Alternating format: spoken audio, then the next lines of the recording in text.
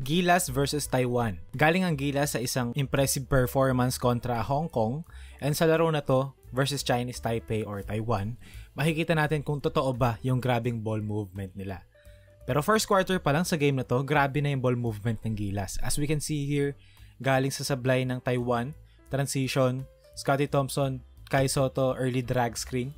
So part to ng opensa ni Team Cone na kapag galing sa sablay or nasa transition, instead na bumuo sila ng triangle, most of the time pumupunta sila sa kabilang side. So kung nandito yung triangle supposedly, yung two-man game dito, yun yung ginagawa nilang pang drag screen. So as we can see here, magsiset si Kai ng screen, Kai Sotto, and then Scottie Thompson magda-drive papunta sa middle. So merong space ngayon si Kai dito na sobrang laki para sa kanya pag nag-roll siya.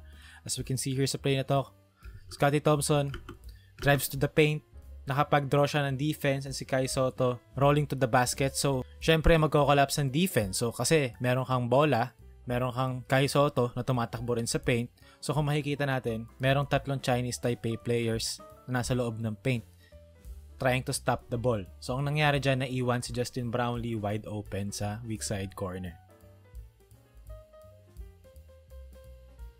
Dito naman sa play na to, half court, triangle offense, wing reverse, binigay kay Kai Sotto sa high post.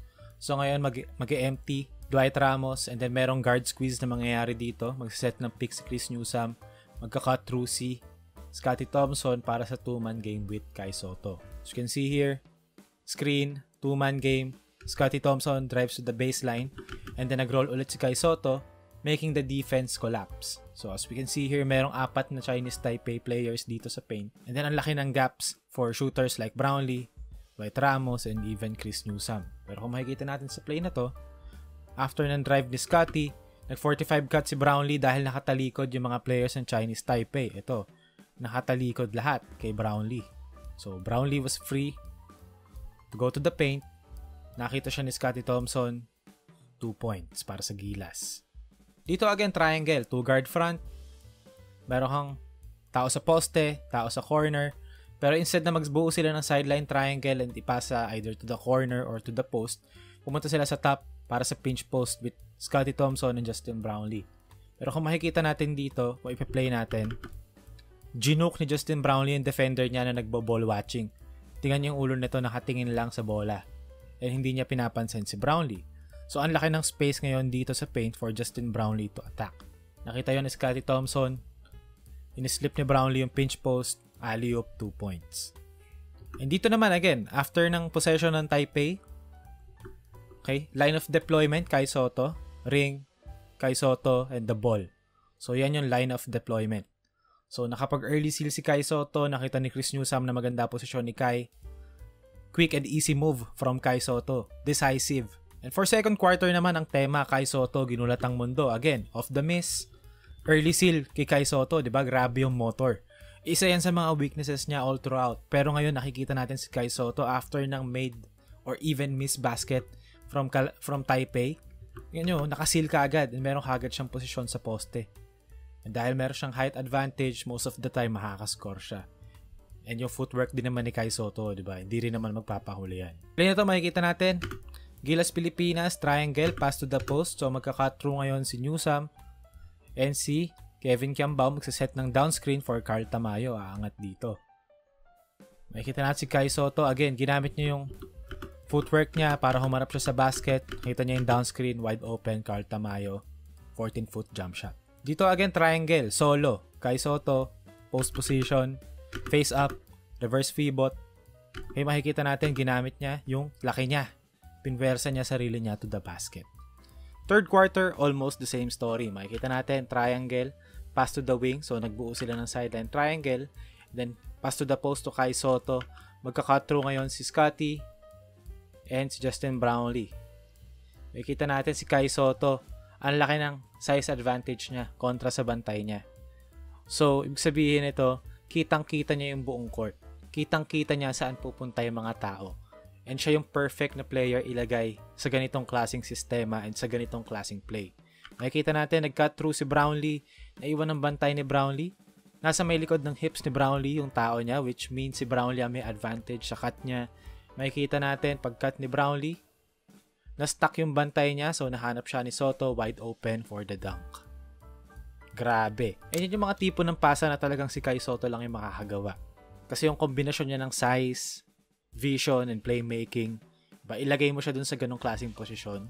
So dito naman sa play na to, again, pass to the wing, pass to the post, kakat through si Brownlee and si Scottie, merong down screen para kay Dwight Ramos, aangat si Ramos around here, si Calvin Aftana pupunta kay Kai Sotto for a possible 2-man game. Pero kung makikita natin, nag-set ng solid na down screen si Brownlee. So nalibre si Ramos, free throw line. Again, yung mga ganong klase ng pasa, yung si Kai Sotto lang yung talagang makakagawa effectively. Kasi kitang-kita nyo yung court eh. Tingnan nyo ha. Okay? Humarap si Kai Sotto sa play. Makikita natin, kitang-kita niya. As in, siya yung pinakamalaki sa court. And yung bantay niya, nasa balikat niya lang. Ayan, no? Nasa balikat niya lang. So, kitang-kita niya kung anong mangyayari dito. Pag nag-set ba si Brownlee ng pick at umangat si Ramos, malilibre ba si Brownlee sa slip? Si Thompson ba pag nag-relocate sa corner, susunod yung bantay niya? Kita lahat ni Kai Sotto yun. And that's why perfect fit talaga si Kai Sotto sa sistema ni Team Cone sa Gilas, Pilipinas. And maganda na rin na nakikita natin si Kai Sotto na nakakapag-contribute and nagiging impact player kasi nabubuo yung confidence niya. And diba, pangalawang laro pa lang to ng Gilas, Pilipinas. Ano pa kaya kapag mga nasa second year or third year na ng programa? Play na to, pinch post, Justin Brownlee, Dwight Ramos, and then guard squeeze. Magsaset ng pick C. Dwight Ramos para kay Scottie Thompson na magfa-flow into a 2-man game with Justin Brownlee. Makikita natin, guard squeeze, 2-man game Brownlee and Thompson. Okay, nag-show yung big man ng Taipei. Okay, Scottie Thompson. Sabihin nun, merong role si Brownlee dito. Pero kung makikita natin, good recovery sa player ng Taipei. So, nakabalik siya kay Brownlee. Inaiso na lang ng Gilas, Pilipinas si Justin Brownlee. Nag-clear out sila para ibigay yung buong paint kay Brownlee for him to attack. So, matake si Brownlee with his strong hand. Short stab, 2 points. Easy basketball. Again, sa play na to, 2 guard front. Triangle, pass to the wing. Okay, and then pass to the top. Pinch post, Dwight Ramos, Kevin Kiambao.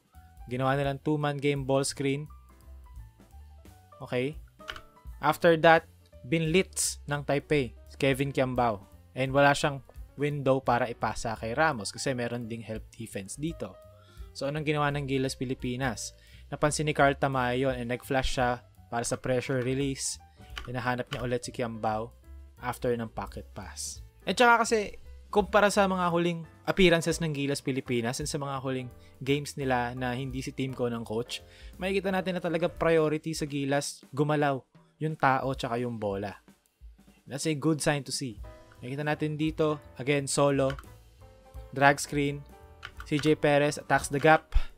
So ngayon, ang natira dito is isang help defender from Taipei. So that's 2 versus 1, CJ Perez and Japet Aguilar. So pipili ka na lang kung ikaw si CJ Perez. Ipa-floater mo ba o i-alley-oop mo kay Japet? Answer is alley-oop mo na lang kay Japet. Mas sigurado ang score. At itong play na to gusto ko lang ipakita kasi grabe yung development ni Carl Tamayo as a shot creator. Grabe. Ginamit niya yung momentum ng kalaban niya to his advantage. Ginamitan niya na spin move after ng rip through niya sa triple threat position. Ala Carmelo Anthony. At itong play na to, ito yung talagang representation ng ginagawa ng Gilas, Pilipinas ngayon. Mas priority na lang pumasa kaysa mag-dribble. Kung makikita natin, naka-zone dito yung Chinese Taipei. Na-breakdown nila yung defense, extra pass. Then merong Kai Sotto to clean the basket. So, natapos ang laro sa score na 106-53. Panalo ang Gilas, Pilipinas. Sa game na to, nakapagtala ang Gilas, Pilipinas ng 30 assists. Back-to-back games na ang Gilas, Pilipinas na nakapagtala ng at least 30 assists sa game. Grabe. Para sa 10-minute quarters din, grabe yun.